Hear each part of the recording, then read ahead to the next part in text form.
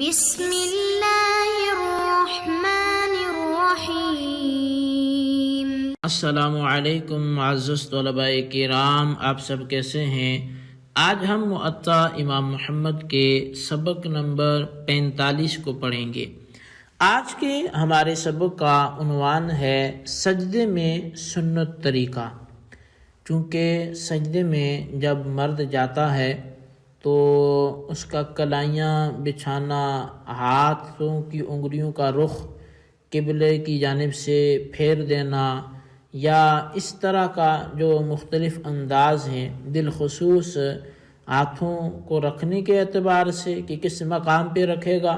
اور انگلیوں کا قبلے کی طرف رخ ہونے کے اعتبار سے، تو سنت کیا ہے، صحیح طریقہ کیا ہے، وہ ہم آج کے سبق میں پڑھیں گے۔ تو آئیے ہم آج کے سبق کی سب سے پہلے عبارت پڑھ کے اس کا ترجمہ کرتے ہیں اور اس کے بعد اس کی وضاحت کی طرف بڑھتے ہیں۔ آج کا ہمارا سبق باب السنتی فی السجود سے شروع ہوتا ہے، یا باب السنت فی السجود، کہ یہ باب جو ہے وہ سجدے میں سنت طریقے کے بارے میں ہے۔ اخبرنا نافع عن ابن عمر انه كان اذا سجد وضع كفيه على الذي يضع جبهته عليه، قال وَلَقَدْ رَأَيْتُهُ فِي بَرْدٍ شَدِيدٍ أَنَّهُ لَيُخْرِجُ كَفَّيْهِ مِنْ بُرْنُسِهِ حَتَّى يَضَعَهُمَا عَلَى الْحَصْوَى۔ امام محمد رحمۃ اللہ علیہ بیان کرتے ہیں کہ ابن عمر سے وہ روایت کرتے ہیں کہ ہمیں نافع نے خبر دی، اور وہ حضرت عبداللہ بن عمر سے روایت کرتے ہیں، اور انہوں نے فرمایا کہ جب عبداللہ بن عمر سجدہ کرتے تو اپنے ہاتھ اسی چیز پر رکھتے تھے جس پر ان کی پیشانی ہوتی تھی۔ نافع کہتے ہیں کہ میں نے انہیں سخت سردی میں دیکھا کہ انہوں نے سجدے کے لیے اپنے ہاتھ جبے سے نکالے اور کنکریوں پر رکھ کر سجدہ کیا۔ اخبرنا مالک اخبرنا نافع عن ابن عمر انه كان يقول من وضع جبهته في الارض فليضع كفيه ثم اذا رفع جبهته فليرفع كفيه فان اليدين تسجدان كما يسجد الوجه۔ امام محمد رحمۃ اللہ علیہ فرماتے ہیں کہ ہمیں امام مالک نے، اور وہ فرماتے ہیں کہ ہمیں نافع نے حضرت عبداللہ بن عمر رضی اللہ تعالیٰ عنہما سے متعلق خبر دی کہ آپ فرمایا کرتے تھے کہ جس نے سجدہ کرتے وقت پیشانی زمین پر رکھی تو اسے ہاتھ بھی زمین پر رکھنے چاہیے، پھر جب پیشانی کو اٹھائے تو ہاتھوں کو بھی اٹھائے، کیونکہ چہرے کی طرح ہاتھ بھی سجدہ کرتے ہیں۔ قال محمد وبہذا نأخذ ينبغي للرجل اذا وضع جبهته ساجدا ان يضع كفيه بحذاء اذنيه ويجمع اصابعه نحو القبلة ولا يفتحها فإذا رفع رأسه رفعهما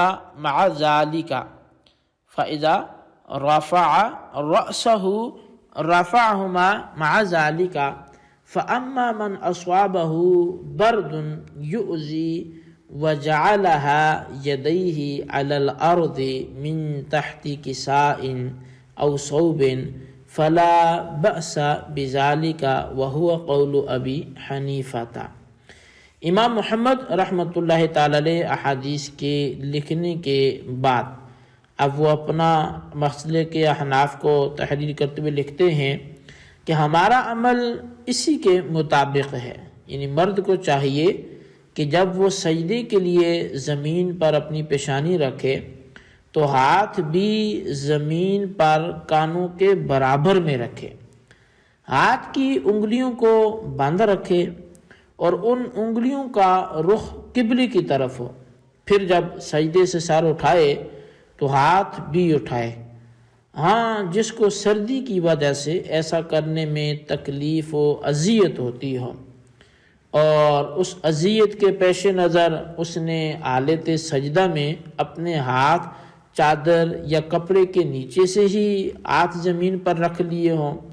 تو اس میں کوئی حرج نہیں ہے، اور یہی امام اعظم امام ابو حنیفہ رحمۃ اللہ علیہ کا بھی قول ہے۔ تو یہاں پہ آ کے امام محمد رحمۃ اللہ تعالی علیہ نے اپنا یعنی احناف کا مسلک بھی بیان کر دیا۔ تو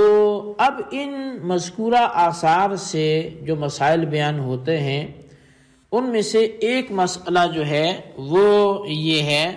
کہ سجدے کی حالت میں نمازی بندے کو جو ہے وہ ہاتھ چادر وغیرہ سے نکال کر زمین پہ رکھنے چاہیے، یعنی چادر لپیٹی ہو سردی کی وجہ سے تو اسے چاہیے کہ وہ ہاتھ نکال کے زمین پر رکھے۔ کیا اب سوال یہ ہے کہ یہ جو ہاتھ نکال کے زمین پہ رکھنا ہے کیا یہ واجب ہے، یہ فرض ہے، کیا ہے؟ تو اس کے متعلق تفصیل یہ ہے کہ ایسا کرنا اگرچہ واجب نہیں ہے لیکن پھر بھی استحباب بلکہ سنت سے بھی کم نہیں ہے،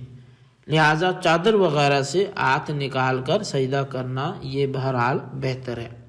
اور سنت پہ عمل کرنا ہے، اور اگر نہ بھی نکالے تو پھر بھی کوئی اعتراض نہیں ہے کہ واجب و فرض اس کا نہیں چھوٹا۔ لیکن صحابہ کرام کا اگر ہم انداز دیکھیں تو وہ ہاتھ نکالنے پر ہی زور دیا کرتے تھے، اور اس حوالے سے مصنف ابن ابی شیبہ میں موجود ہے کہ محمد ابن سیرین کہتے ہیں کہ حضرت عبداللہ بن عمر رضی اللہ تعالیٰ عنہ جب سجدہ کرتے تو اپنے ہاتھ باہر نکال لیتے، حالانکہ ان کے دونوں ہاتھوں سے خون کے قطرات بہہ رہے ہوتے تھے۔ حضرت عبداللہ بن عمر رضی اللہ عنہما کا یہ مذکورہ عمل اس بات کی دلیل ہے کہ انہوں نے یہ عمل نبی علیہ الصلوۃ والسلام سے سیکھا ہے، لیکن اس میں بوجہ عذر گنجائش ہے، اس لیے حضرت امام حسن رضی اللہ تعالیٰ عنہ سے بوجہ سردی سجدے میں ہاتھ کا نہ نکالنا بھی وہ ثابت ہے۔ اسی طرح مصنف ابن ابی شیبہ ہی کی روایت ہے، حمید کہتے ہیں کہ میں نے امام حسن رضی اللہ تعالیٰ عنہ کو انجبانیہ جبہ پہنے ہوئے دیکھا کہ سردی میں انہوں نے سجدے کے لیے ہاتھ بھی نہیں نکالے۔ تو اب ان آثار سے معلوم ہوا کہ سجدہ کرتے وقت چادر وغیرہ سے ہاتھ نکال کر سجدہ کرنا مستحب یا سنت ہے۔ بعض صحابہ کرام اس پر سختی سے عمل کرتے تھے اور کچھ جانب جواز سے کام لیا کرتے تھے۔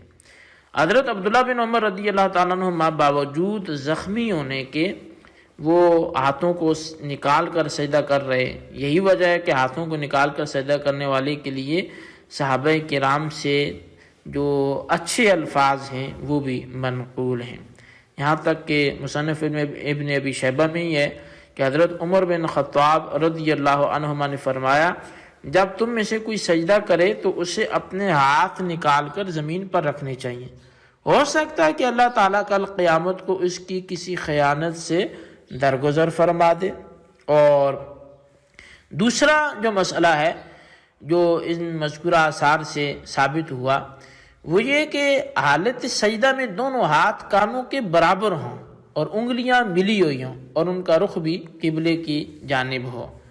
اگرچہ اب اس طرح کی کیفیت کی تصریح امام محمد رحمۃ اللہ تعالی علیہ کے ذکر کردہ آثار میں صراحتاً تو موجود نہیں ہے، لیکن پھر بھی اسے ان کی اپنی یہ جو بیان ہوا اسے امام محمد رحمۃ اللہ تعالی علیہ کی اپنی تحقیق نہیں کہیں گے، بلکہ اس طرح کی ہمیں حدیث بھی ملتی ہیں، آثار بھی ملتے ہیں، اور اسی طرح کی روایت جو ہے وہ مصنف ابن ابی شیبہ میں ہے۔ عبد الرحمن بن قاسم کہتے ہیں کہ میں نے حفص بن عاصم کے پہلو میں نماز پڑھی، جب میں نے سجدہ کیا تو میں نے انگلیوں کو کشادہ رکھا اور ہتھیلی کو قبلے سے ہٹا کر رکھا،